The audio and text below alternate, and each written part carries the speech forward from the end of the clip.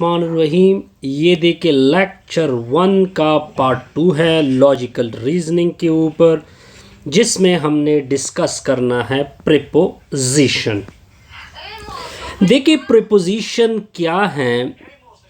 Preposition एक declarative sentence है, यानी ये वाज़ेह सेंटेंस होगी जिसके मुतालिक उसको या आप ट्रू मानोगे या आप उसको फॉल्स मानोगे, लेकिन ऐसा नहीं हो सकता कि वो फॉल्स भी हो ट्रू भी हो। ऐसे सेंटेंस को क्या बोलते हैं? प्रीपोजिशन। एग्जाम्पल से पहले काम लेते हैं। 3-4 एग्जाम्पल मैं दूंगा इसके ऊपर। अब देखिए फर्स्ट एग्जाम्पल देके, अगर मैं आपके सामने लिख दूं एक मैथमेटिकल स्टेटमेंट 2 + 2 = 4 और आपसे पूछा जाए कि क्या ये प्रीपोजिशन है या नहीं है। अब ये क्वेश्चन मार्क है।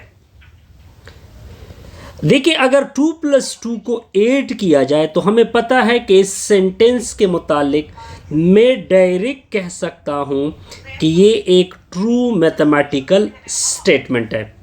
तो ये क्या बना? Hence it is a preposition. ये क्या बना? प्रीपोजिशन। पॉइंट क्लियर जी? बिल्कुल क्लियर। एक और एग्जांपल लिख देते हैं। वो क्या लिख देते हैं? वो ये लिख देते हैं कि ax² + bx + c = 0, a not equal to 0, a b c belong to real number is a quadratic। हम इसके मुतालिक कहते हैं कि ये क्वाड्रेटिक है। क्या ये क्वाड्रेटिक है? बिल्कुल क्वाड्रेटिक है। तो हमने इसको डायरेक्ट क्या कहा कि ये क्या स्टेटमेंट आ गई। तो जब आपने इसके मुतालिक ट्रू कहा तो ये क्या बनी? प्रीपोजिशन। पॉइंट क्लियर जी? बिल्कुल क्लियर। अब कुछ और एग्जांपल देते हैं ताकि प्रीपोजिशन सही तरह से क्लियर हो जाए। अब देखिए, अब अगर मैं आपके सामने लिख दूं अर्थ रिवॉल्विंग अराउंड द सन, क्या ये स्टेटमेंट ट्रू है या फॉल्स है? तो आप डायरेक्ट कह सकते हैं कि सर ये बिल्कुल क्या स्टेटमेंट है? ट्रू है। पॉइंट क्लियर जी? बिल्कुल क्लियर। अब एक होता है truth value. What is mean by truth value? देखिए जो ट्रू हैं और फॉल्स हैं दोनों को ट्रुथ वैल्यू कहते हैं। अब आपके जहन में ये ना चल रहा हो कि ट्रुथ वैल्यू मतलब ट्रू, नहीं। फॉल्स आ जाए फिर भी ट्रुथ वैल्यू है, ट्रू आ जाए तब भी क्या है? ट्रुथ वैल्यू है। ट्रुथ जो फॉल्स ट्रुथ वैल्यू है उसको कैपिटल F से डिनोट किया जाता है। जो ट्रू वैल्यू है, true value of truth value, उसको कैपिटल T से डिनोट किया जाता है। Point clear. अब आते हैं, देखते जाइए। देखिए ये जो प्रीपोजिशन है ये बिल्डिंग ब्लॉक हैं आर्गुमेंट के मुतालिक। देखिए ये क्यों बिल्डिंग ब्लॉक इसको कहा गया? सबसे पहला पॉइंट, इसको बिल्डिंग ब्लॉक इस वजह से कहा गया क्योंकि आप एक राय कायम कर रहे हैं कि ये स्टेटमेंट ट्रू है या ये स्टेटमेंट फॉल्स है। देखिए ये बड़ा एक बहस के मुतालिक अगर आप ट्रू और गलत तक पहुंच जाए तो जाहिर बात है आप उस स्टेटमेंट के पूरे ढांचे को समझ जाते हैं। क्लियर जी? तो इस वजह से प्रीपोजिशन बिल्डिंग ब्लॉक हैं किसी भी बहस का, किसी भी सेंटेंस का, वगैरह वगैरह। क्लियर? बिल्कुल जी।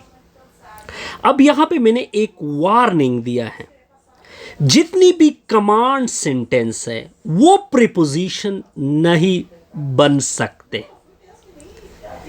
जितनी भी कमांड सेंटेंस है वो प्रीपोजिशन नहीं बन सकते क्योंकि उसमें कमांड होता है, ट्रू और फॉल्स का जिक्र नहीं कर सकते।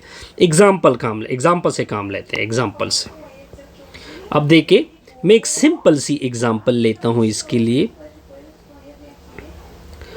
What is your name? अगर मैं आपसे कहूँ व्हाट इज योर नेम, आप अपना नाम बताओ।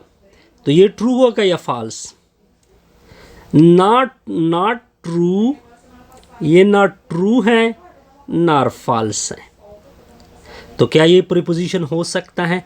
नो, नॉट अ प्रीपोजिशन, ये प्रीपोजिशन नहीं हो सकता, क्योंकि आपसे पूछा गया है।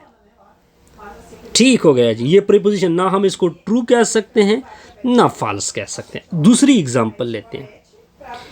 गिव मी वाटर, मुझे पानी दे दो। क्या ये ट्रू है या फॉल्स? नो, ना ये ट्रू है ना ट्रू है ना फॉल्स है। जब ये ना ट्रू है या ना फॉल्स है, क्या ये प्रीपोजिशन हो सकता है? नो, क्योंकि प्रीपोजिशन या तो ट्रू होगा या फॉल्स होगा। Not preposition.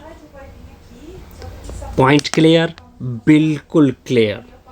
बहुत सारे एग्जाम्पल आप मैं गिनवा सकता हूँ जो कि सिर्फ और सिर्फ क्या बनते हैं, वो प्रीपोजिशन नहीं बनते बल्कि कुछ और बनते हैं। प्रीपोजिशन सेंटेंस की सिंपल मिसाल ये है कि आप उसको या ट्रू कह सके या फॉल्स कह सके। अब देखिए, जितने भी क्वेश्चन मार्क वाले सेंटेंस होंगे वो भी प्रीपोजिशन नहीं बन सकते। नॉट प्रीपोजिशन, वो प्रीपोजिशन नहीं बन सकते क्योंकि उसमें क्वेश्चन पूछा गया होता है। जैसे कि what is your name, what is your name, ये एक्सक्लेमेशन फॉरल ये वर्ड में सही तरह से अदा नहीं कर सकता। Exclamation, what is your name, ये एक्सक्लेमेशन सेंटेंस है, इसमें क्वेश्चन किया गया। तो आप ये ना इसको ट्रू कर सकते हैं ना इसको आप ट्रू कर सकते हैं, नॉट इसको फॉल्स कर सकते हैं। तो जब ना ट्रू कर सकते हैं ना फॉल्स कर सकते हैं तो ये क्या नहीं बन सकता? Not preposition. पॉइंट क्लियर जी? बिल्कुल क्लियर। अब देखिए यहाँ पे एक पॉइंट है, every preposition is a sentence but not all sentence are preposition. ये बड़ा सिंपल सा रिजल्ट है। अब देखें, अब इसको मैं एज अ रिमार्क अगेन देता हूं। हर प्रीपोजिशन, एवरी प्रीपोजिशन जो होगी वो एक सेंटेंस हो सकती है।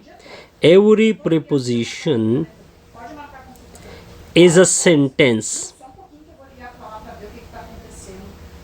But not all preposition, but not all every preposition is sentence but not every sentence, but not all sentence, but not all sentence are preposition। Simple मिसाल लेते हैं, इसको समझाने के लिए हम सिंपल मिसाल लेते हैं। एक पहले यहाँ से लेकर यहाँ तक एग्जाम्पल लेते हैं। अब देखिए, मैंने आपको एक एग्जाम्पल दी थी। अर्थ जो है वो रिवॉल्व करता है अराउंड द सन। इस एग्जाम्पल को देखें। ये जो एग्जाम्पल है ये ट्रू स्टेटमेंट थी, तो जैसे ट्रू होगा ये क्या बनेगा? प्रीपोजिशन बनेगा। और इसके अलावा ये प्रीपोजिशन भी हैं और साथ साथ ये सेंटेंस भी है, यानी प्रीपोजिशन है और प्रीपोजिशन डायरेक्ट क्या इम्प्लाइज होगा? एक सेंटेंस होगी। अब मैं आपको एक और मिसाल देता हूँ सेकेंड, तब आपको क्लियर होगा। What is your name, what is your name, आपका नाम क्या है? अब देखिए, ये नॉट प्रीपोजिशन है, ये प्रीपोजिशन नहीं है क्योंकि ना ट्रू है ना फॉल्स। क्या सेंटेंस है? यस, सेंटेंस है। Yes, it is a sentence. क्या मैं सेंटेंस को डायरेक्ट प्रीपोजिशन इंप्लाई कर सकता हूँ? नहीं। सेंटेंस प्रीपोजिशन हो भी सकती है, नहीं भी हो सकती, लेकिन जब प्रीपोजिशन होगा तब वो ज़रूर क्या बनेगा, एक सेंटेंस बनेगा। जैसे हमारी ये वीडियो क्या हो गई, कंप्लीट हो गई। फिर यहाँ पे ट्रुथ वैल्यू मैंने आपको बताया है कि ट्रुथ वैल्यू क्या होती हैं। दोनों फॉल्स और ट्रू को क्या बोलते हैं, ट्रुथ वैल्यू कहते हैं। This is chair, if it is chair. अब देखिए, अबर मिसाल लें, अगर मैं आपसे कहूँ कि ये कुर्सी हैं, अगर आपको कुर्सी नज़र आ रही है कि कुर्सी हैं, तो ये ट्रू स्टेटमेंट है।